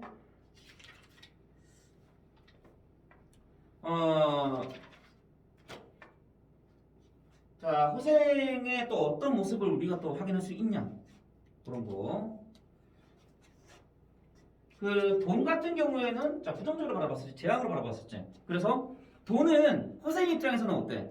돈은 최소한의 생계로서의 수단으로만 활용되어야 한다라는 입장이지. 그러한 입장이고. 그리고 오히려 이런 재물이 마음을 괴롭게 한다. 그래서 재물이 지나치면 안 된다라고 보는 입장이야. 그러니까 부정적으로 보는 거지.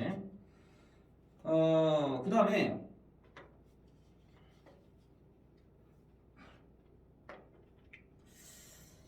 그리고 우리가 뒤에 돌아와서 이제 뒤에 돌아왔다. 나중에 이제 변씨가 허생이 변씨를 만나게 될 때, 그러니까 이제 허생이 집으로 돌아가서 이제 변부자가 이제 허생 집으로 찾아올 때 뭐라고 얘기해? 어떻게 큰 돈을 벌었냐? 그런 것들을 물어보잖아. 그지? 그래서 변씨가 질문을 해. 변씨? 우리 반에도 변씨가 있네. 그걸 보니까 생각해보니까. 아무튼 혜원이 나중에 큰 부자 되지 않을까. 변씨들이 부자가 많네. 그러고 보니까. 자, 어떻게 큰 돈을 벌었냐? 그 다음에 돈을 어떻게 빌려줬냐? 빌려줄지 어떻게 알았냐? 왜 너는 재주를 뽐내지 않냐? 이런 질문들을 막 해. 그러니까 변씨의 질문들이 누구를 돋보이게 만들어주는 거야? 허생을 돋보여주게 만드는 거지. 그렇지? 그래서 변씨가 그러한 역할을 해. 변씨는 캐릭터가 어떤 캐릭터냐? 허생을 부각시켜주는 그러한 역할을 하고 있어. 이것도 참고로 좀 알아두면 될 것 같고. 오케이?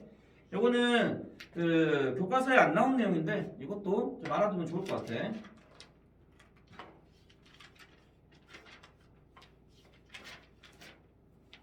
자, 그 다음에 우리가 또 확인해야 될 거. 그리고 제일 또 중요하게 확인해야 될 부분 역시 허생과 이한대장이 어떻게 좀 다르냐. 이런 것들도 우리가 좀 비교를 할 수가 있어야겠지. 그치? 자, 그래서 그것만 추가로 더 정리를 한번 해보도록 하자.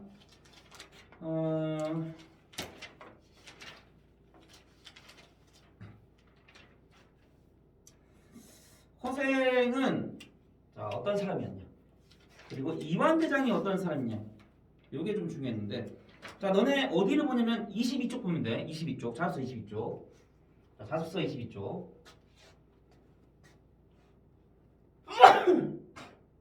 자, 자습서 22쪽.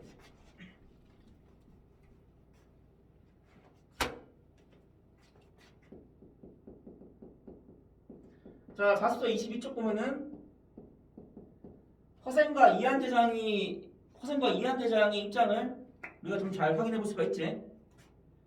자, 허생이 계책을 3가지 얘기했었어. 그치? 자, 근데 이완 대장이 다 어떻게 했어? 이러한 저러한 이유로, 이러한 저러한 핑계로 다 거부를 하지. 다 거부를 하지. 자, 그래서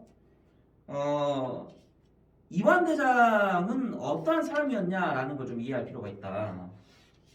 자, 별거 없지? 이완 대장. 이 사람은 어떠한 사람이었냐? 간단하게 얘기하자면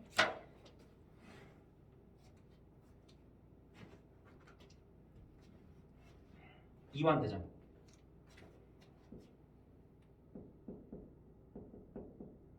참고로 이완 대장은 실존 인물이야. 실존 인물이 모티브다. 이완 대장은 실존 인물이었고 실존 인물을 모티브로 했어. 허생은 허구적 인물이야. 분류하자면 허구적 인물이고 요거는 너네가 이완 대장 실존 인물을 모티브로 했다라는 거 써놓으면 좋아. 요건 써놓도록 하자 나중에. 그치? 나머지는 다 뭐야? 허구적 인물이야 전부 다. 이완 대장 빼고. 오케이? 자, 이완 대장은 말로만 부국감정을 미치는 거지. 말로만. 그러니까 기존에 예법이랑 관습에 얽매 있는 사람이지. 그러니까 명분만 바라보는 사람이야. 명분만 챙기려고 하는 사람이야. 반면에 허생은 어때? 그렇지가 않지. 여기서는 지금 비실용적이라고 나와 있는데 이거는 허생의 아내랑 비교했을 때를 얘기하는 거고 허생이 아니라 비교했을 때를 얘기하는 거고 만약에 이완 대장이랑 허생이랑 비교한다면 비실용적이라고 해석하면 안 돼. 오케이? 이럴 때는 어떻게 해야 되는 거야? 둘이 비교할 때는 이렇게 보면 안 되고 이럴 때는 어떻게 봤냐? 이럴 때는 이완 대장이랑 비교할 때는 실리를 보는 입장인 거지. 허생이 이완 대장이랑 비교했을 때는 실리적인 사람이야. 비실용적인 게 아니라 이건 아내랑 비교했을 때 그렇다는 거야. 아내랑 비교했을 때 그렇다는 거고. 오케이? 착각하면 안 되고 실리를 중요한다라는 거. 그리고 과감하고 적극적인 정책을 제시했었지. 실리, 실용 이런 걸 중시하는 거지. 반면에 이완 대장은 명분, 예법 이런 걸 따지는 거였고. 이렇게 우리가 정리할 수 있어야겠다라는 거. 자, 오늘은 여기까지 하도록 할게. 오늘 여기까지 하도록 하고 그 다음 시간에 이제 소재 정리하도록 하고 그 다음에 서술상의 특징 이런 거 정리할 수 있도록 할게. 자, 오늘 여기까지 할게. 수고했다.